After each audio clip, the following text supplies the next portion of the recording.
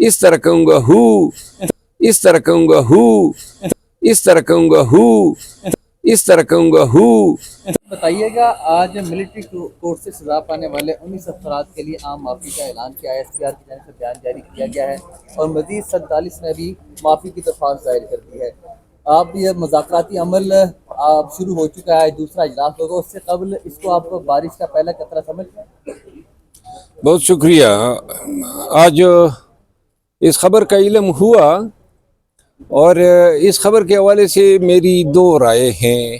ایک رائے تو اس کو میں خوشائن قرار دیتا ہوں کہ تھوڑا سا ترس تو انسانوں پہ آ گیا، اور یہ جو ہے ایک اظہار ہے، جسچر ہے ان لوگوں کے خلاف جن کے بارے میں انہی کا بیانیہ تھا کہ ناقابل تردید شواہد تھے، اور میرا خیال ہے کہ اگر 19 لوگوں کے ساتھ یہ حسن سلوک کیا گیا تو اس میں پھر تفریق نہیں ہونی چاہیے۔ بقایا لوگوں نے بھی کوئی ایسا گناہ کبیرہ نہیں کیا تھا کہ ان کو یہ پھر ڈینائی کیا جائے۔ بہرحال قصہ مختصر، ان کو آزادی مبارک ہو، اور میرا خیال ہے کہ یہ وقت ہے پاکستانیت جتانے کا اور لوگوں کے ساتھ جو ہے وہ شفقت سے پیش آنے کا۔ میں اس کو خوشائن قرار دیتا ہوں، اور جو بقایا لوگ ہیں ان کے ساتھ بھی سیم ٹریٹمنٹ ہونی چاہیے۔ اور دوسری رائے جو میری ہے وہ ایک بطور وکیل ہے۔ بحیثیت وکیل قانونی طور پہ میں سمجھتا ہوں کہ جب ایک ہی سیٹ میں کوئی یا ایک جیسے حالات میں ایک شخص کو آپ ایک ٹریٹمنٹ دے دیتے ہیں تو پھر آرٹیکل 25 آئین کا منع کرتا ہے کہ دوسرے کے ساتھ پھر آپ دوسرے طریقے سے پیش آئیں۔ بہرحال ثوابدید جو ہیں وہ انہی کا ہے جنہوں نے آج یہ سزائیں جو ہیں معاف کی ہے، اور آج مذاکراتی دور ہے، ابھی انشاءاللہ شروع ہوگا۔ یہ چیزیں جو گرد و نواح میں ہو رہی ہے نا، میں ذاتی طور پہ کم از کم ایٹ لیسٹ تھوڑا سا محفوظ سمجھ رہا ہوں کہ مذاکرات جو ہیں اس کے لیے حالات مناسب بنتے جا رہے ہیں۔ آج کے مذاکرات سے آپ کو امید ہے کہ کامیاب ہو پائیں گے اور آج تحریک انصاف اپنا چارٹر آف ڈیمانڈ پیش کرے گی؟ چارٹر آف ڈیمانڈ تو نہیں ہوگا، مذاکرات سے میں بہت پر امید ہوں، بلکہ ان تمام لوگوں کو میں کہنا چاہتا ہوں، تمام فریقین کو، کہ تمام پاکستانیوں کی جو ہے نظر اب مذاکراتی ٹیم کی طرف ہے۔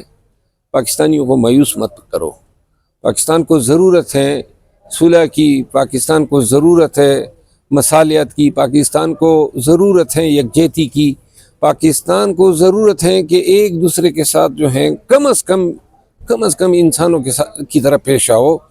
لہٰذا یہ مذاکراتی ٹیم جو ہے یہ غیر یقینی صورتحال، سیاسی عدم استحکام اور پاکستان میں جو طوائف الملوکی نافذ العمل ہے اس کا خاتمہ کر سکتی ہے۔ سر یہ بتائیے گا کہ 2 دن پہلے خبر چل رہی تھی کہ فیاض النیسا عمران خان کے خلاف سلطانی گواہ بن سکتے ہیں، تو آج کے فیصلے کے بعد عمران خان کا جو ملٹری ٹرائل کے باتیں چل رہی تھی وہ خدشہ ختم ہو گیا؟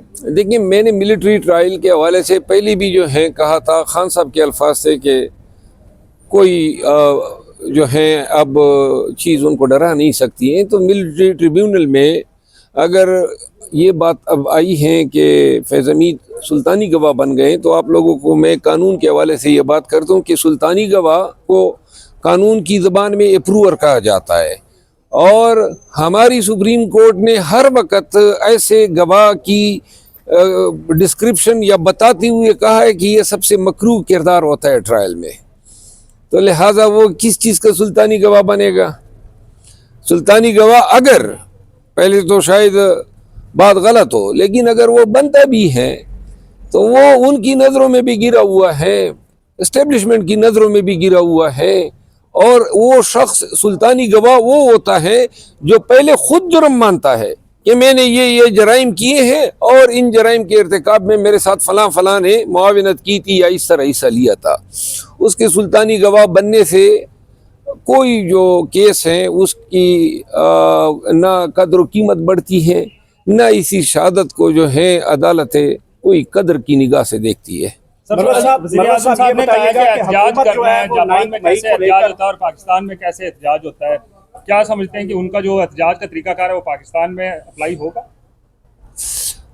मियाँ शहबाज शरीफ साहब के बारे में इल्म हुआ कि सन 1996 में वो गए थे जापान, और खैर से मोहतरम हर साल ये और ये किस्सा सुनाते हैं, तो लिहाजा अब तो कदर मंजिलत बढ़ गई है और इंशाल्लाह आज से शहबाज पुकारा करेंगे उनको। आप एहतजाज इस तरह करेंगे आइंदा?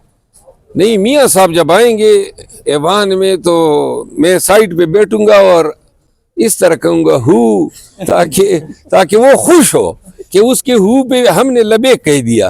अच्छा मरवा साहब ये ने बताइएगा, कल अंदिया दिया है कि अगर मुज़ाकरात नाकाम होते हैं तो हम कोई तहरीक चला सकते हैं। हम चलाएंगे, सेकंड ऑप्शन अल्लाह हमें सेकंड ऑप्शन पे न ले जाए, लेकिन अगर मुज़ाकरात नाकाम होते हैं हमारे पास फिर कोई दूसरा रास्ता ही नहीं है। 25 का आगाज अच्छा हुआ है, जो अमन जरगा है वो भी कामयाब हुआ है, आपको पता है कितनी जानों का ज़िया हुआ था, उसके बाद ये ISPR की तरफ से ये भी आया, अब मुज़ाकराती अमल, तो कितनी पर उम्मीद है ओवरऑल 2 तरफ? देखिए, मुल्क को संवारना, बनाना, यहाँ अमन और आश्ती का पैगाम पे लाना, यहाँ पे खूबसूरती को, अमन को, दोस्ती को जो है परवान चढ़ाना, ये हम सबके हाथों में है ना।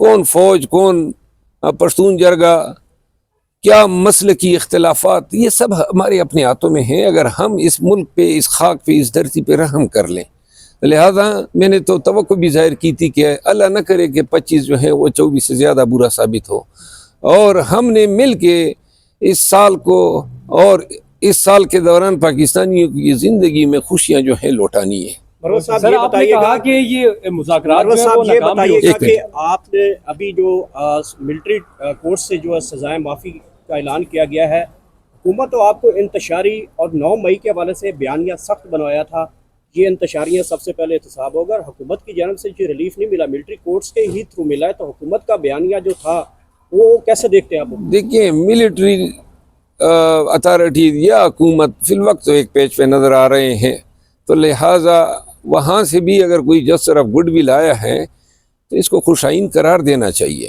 क्या सर ये पेज एक ही किताब का है या डिफरेंट किताबों का एक पेज है?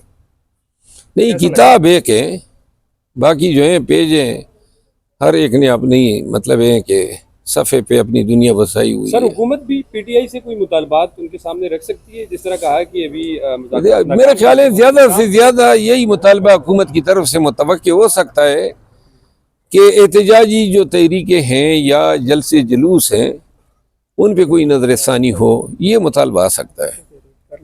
सर